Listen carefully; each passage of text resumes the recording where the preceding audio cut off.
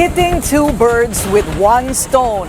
Yan ang tingin ni Senador Rodante Marcoleta sa nakaumang na plunder case laban sa kanya. Panggigipit daw ang kaso sa kanyang flood control investigation at pagpigil naman sa partisipasyon sa impeachment trial laban kay VP Sara. Narito ang agenda report ni Hannah T. Kahit ano po ang mangyari, ilaban po natin ang katwiran. Dahil ang katwiran po ang magpapalaya sa atin. Ito ang magbibigay sa atin ng tagumpay bilang mamamayan at bilang isang bansa. Planado para kay Senator Rodante Marcoleta ang pagsasampa ng kasong plunder laban sa kanya. May pattern daw na sinusunod ang mga may ayaw sa kanya na anyay pinipili siyang ipitin kaysa umano sa mga magnanakaw. Inanunsyo na ni Ombudsman Jesus Crispin Remulla ang posibleng non-bailable na kasong plunder laban kay Marcoleta dahil sa pagtanggap niya umano ng 75 million peso campaign donation kaugnay ng 2025 polls. Yan, isang linggo bago ang napipintong impeachment trial ni VP Sara.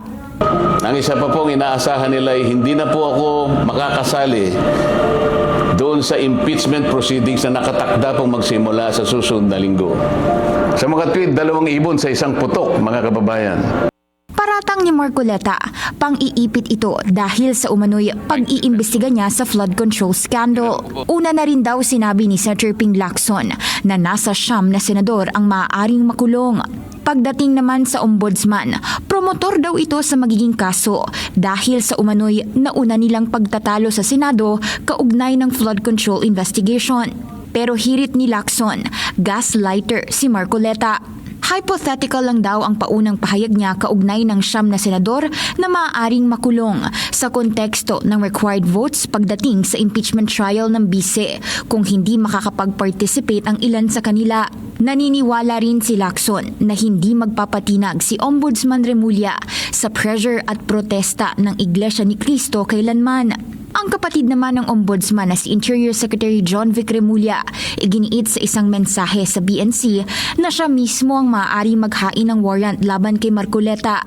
Pero sa ngayon, wala pa naman daw kaso laban sa senador. Tugon niya yan sa pahayag ni Senator Amy Marcos na may mga nag-aaway-away umano sa Camp Crame kaugnay ng paghahain ng warrant.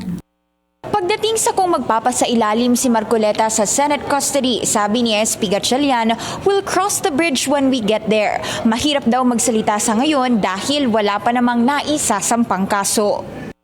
Tutok ang Senate leadership sa ngayon sa paghahanda sa impeachment trial at nabago na rin ang itsura ng Senate plenary kung saan may witness stand na para sa mga tetestigo at may area na rin para sa House prosecution at defense team ng bise.